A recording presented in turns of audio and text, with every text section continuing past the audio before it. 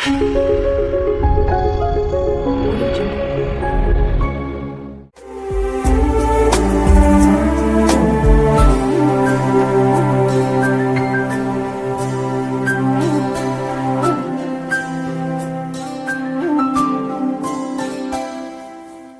न भूल सकता उस कलवरी,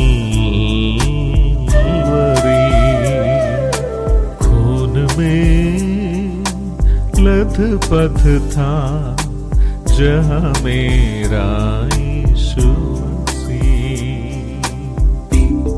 परमेश्वर के धन्य नाम की महिमा हो। आज के आराधनात्मक मनन की ओर आप सभी का बड़े विनम्रता पूर्व स्वागत करता हूं। आइए आज के मनन के लिए हम एफेसियों की पत्री अध्याय 4 उसके आखिरी भाग पढ़ेंगे। और जैसे परमेश्वर ने मसीह में तुम्हारे अपराध क्षमा किए, वैसे ही तुम भी एक दूसरे के अपराध क्षमा करो। आराधना का केंद्र विषय प्रभु यीशु मसीह की महिमा एवं महिमावान प्रभु की नम्रता ही है। इस पर कोई तर्क है ही नहीं। परमेश्वर के स्वरूप में होकर भी परमेश्वर के तुल्य होने को अपने वश में रखने की वस्तु उन्होंने नहीं समझा, वरन अपने आप को ऐसा शून्य कर दिया और दास का स्वरूप धारण किया और मनुष्य की समानता में हो गया और मनुष्य के रूप में प्रकट होकर अपने आप को दीन किया और यहाँ तक आज्ञाकारी रहा कि क्रूस की मृत्यु भी सह ली। फिलिपी अध्याय 2 की 6 से 8 तक। हमारी आराधना का केंद्र विषय महिमावान प्रभु की यह नम्रता ही। रविवार में इकट्ठे होकर हम रोटी तोड़ने के द्वारा यही सच्चाई की याद करते हैं, परंतु फिलिपियों के लिए प्रेरित पौलुस यीशु मसीह की नम्रता के बारे में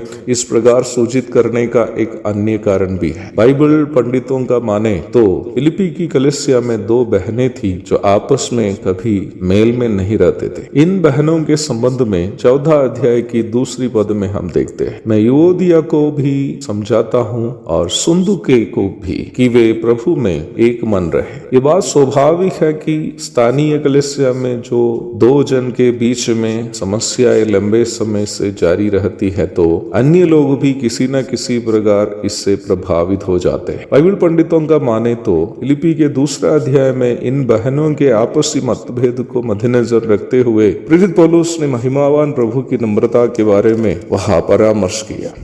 रविवारीय सभाओं में रोटी तोड़ने की सेवा में नियमित रूप में भाग लेने वाले हम यदि निम्न सेवकाई को केवल एक प्रथा के रूप में करते जाए और उसकी प्रायोगिक परिप्रेक्ष्य को जीवन में यदि नहीं उतारते हैं तो निम्न सेवकाई में भाग लेना हमारे लिए निरर्थक हो जाएगा। हमें चाहिए कि हम नियमित रूप में प्रभु भोज में भाग ले और साथ ही साथ उसकी प्रायोगिक परिप्रेक्ष्य को जीवन में उतार भी दे। कलीसिया में भी और बाहर में भी लोगों के साथ मतभेद उत्पन्न होना या अभिप्राय में भिन्नता होना स्वाभाविक है। हमारे प्रभु यीशु मसीह भी जब दुनिया में थे, कई ऐसे लोग थे जो प्रभु को पसंद नहीं करते थे। यहाँ तक उनके भाई लोग भी यह नहीं चाहते थे कि प्रभु घर में रहे। यूहन्ना 7 की 3 और 5। प्रभु अपने ज्यादातर रात को जैतून के पहाड़ पर बिताया करता था। यूहन्ना अध्याय 7 की 53 और 8 की 1। उसके बावजूद भी प्रभु ने कभी भी उन लोगों के खिलाफ कोई ऐसा काम नहीं किया जिससे उन लोगों का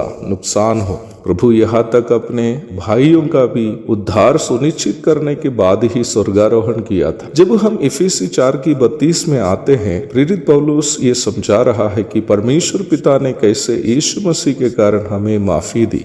पाप में डूबे हमें माफी देने के लिए अन्य कोई कारण परमेश्वर के पास था ही नहीं सिवाय यीशु मसीह। यीशु मसीह की मृत्यु वो एकमात्र कारण है जिससे परमेश्वर ने हमारी क्षमा की, अथवा जिस परमेश्वर को हमें दंड देना चाहिए था वही परमेश्वर हमें माफी देने का भी कारण स्वयं बनाया। वो कारण उनके बेटे की प्रायश्चित मृत्यु थी। प्रभु भोज में भाग लेने के लिए रोटी की ओर हाथ बढ़ाते समय हमें यह भी याद रखनी चाहिए कि जो लोग हमें सताते हैं, बदनाम करते हैं या हमारा नाश चाहते हैं, उनको माफ करने के लिए हमें भी कोई अन्य कारण की जरूरत नहीं है सिवाय यीशु मसीह में पिता से हमें मिली हुई क्षमा। एक और धन्य आराधनात्मक दिन की शुभकामनाओं के साथ मैं अपने शब्दों को यहाँ पूर्ण विराम देता हूँ। प्रभु आप सबको आशीष दे, आमीन। जिसकी आज्ञा में आंधी शांत हुई, जिसकी वाणी में अंधे देख लिए,